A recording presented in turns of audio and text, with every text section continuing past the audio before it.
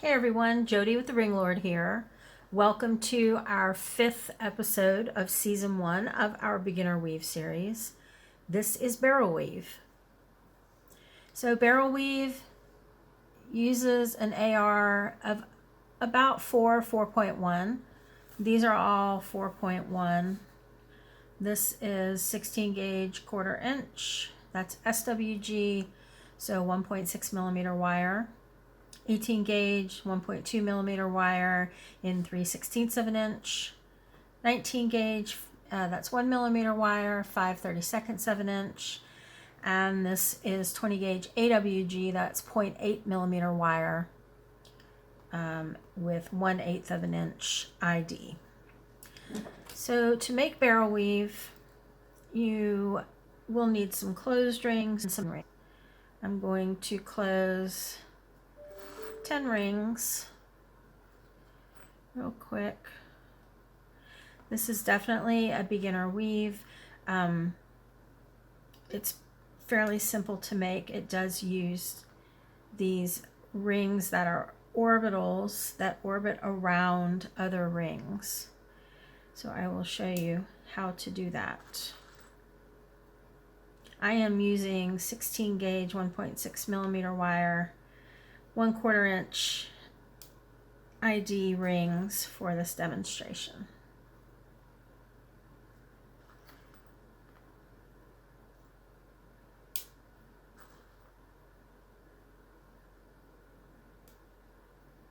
You can use as many colors as you want. I'm using 2 colors for this demonstration just for clarity.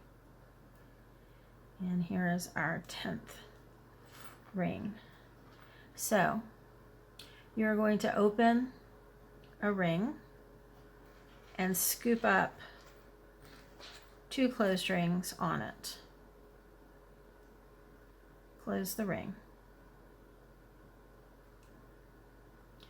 You're going to want to hold the piece in your hand so that you're in your non-dominant hand so that you're gripping the end ring and spreading out these 2 rings. You can split these however you want. I just happen to usually do them with the top one going up and down, but you can certainly do it that way too. It really doesn't matter as long as you're consistent through the weave. So you'll want to have some open rings. I'm just going to open them as I go. But you'll take your open ring, go up through the bottom, around the eye that's formed by splitting open those 2 purple rings, and through, and then you'll close. You'll flip it back over. And there is a weave that uses just one ring. It's called Rhino Snorting Drano. You would probably want a bit of a smaller aspect ratio just so that the rings don't flop around. So since we're not making that weave and we're making barrel weave has 2 rings. So I've opened the second ring. I'm going through the same path. Okay, so you just have to scoot that orbital over that you already put in. So you're going to go up through the bottom ring, around the eye, and through the top. And then you'll close. Scoot these out of the way. All right, so you will then go, now this will flip around, so you're going to have to kind of figure out where you were, but it's just a matter of moving the rings around until you see that you've got your barrels back and these rings are in the orientation that you originally put them.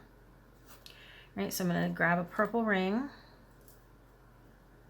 open it, and put 2 closed rings on it. I'm going to put these pliers down for a second so I can show you exactly where this goes. So you're going to be adding another set of doubled rings so that you can split them. So they're going to go right next to the blue rings. This is going up through the eye. See, they go up through the hole that's right next to the blue rings you put in the last step. So then you will close this ring,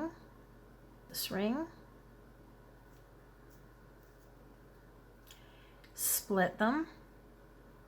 There's also a weave where you alternate how you split your rings. I don't remember the name of it, but it's certainly something you could do if you wanted to. So I'm going to grab a ring and open it. Go up through the bottom, around the eye, through the top ring, and close. Now if you wanted to, on that first set of rings, you could certainly put a twist tie through them to make it so that they stay stable and you're not having to look around and, you know, fumble around with getting them back into the correct orientation. As you go through the weave, it does get a little bit easier, and if you use an even smaller aspect ratio, they would stand up better. So we're going to take another open ring and go through the path of going up through the bottom, around the eye, and down through the top ring, and close that ring. So we'll go ahead and do this until I've used all my closed rings up. Open a ring, grab two closed rings. We're going to go up through the eye, right next to the blue rings we put in the last step, and it goes through both of the purple rings. Close. Split them open. Open a ring. Go up through the bottom, around the eye, down through the top. Close the ring. Grab another ring, open it, and go through the same path.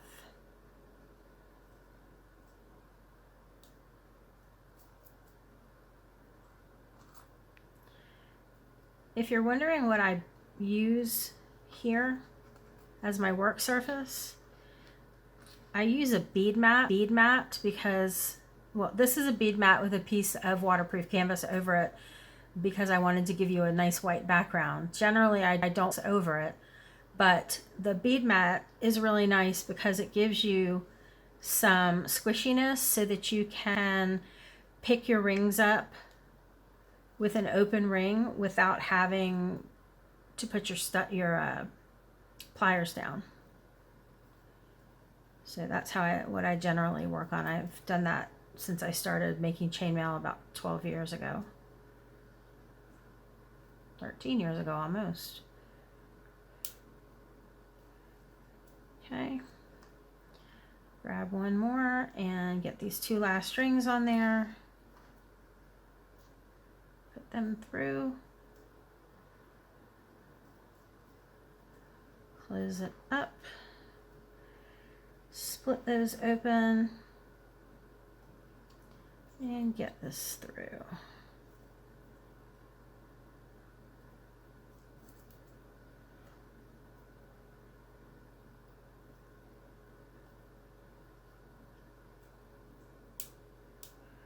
All right, so to finish it off, I will generally put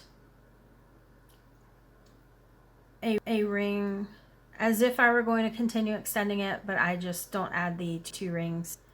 Okay. Just so it's even on the end, you don't have rings flopping around. And also, if I were going to put a clasp on this, I would put the clasp on this ring, and then it would clasp around to the other end. So that's how you make barrel weave. If you have any questions about this project or making your own project, please feel free to email us at projecthelp@TheRingLord.com. If you have questions about an order or product, please contact customer service directly at orders@TheRingLord.com. Don't forget to subscribe and hit the notification button so you get notified of all our content. Have a great day.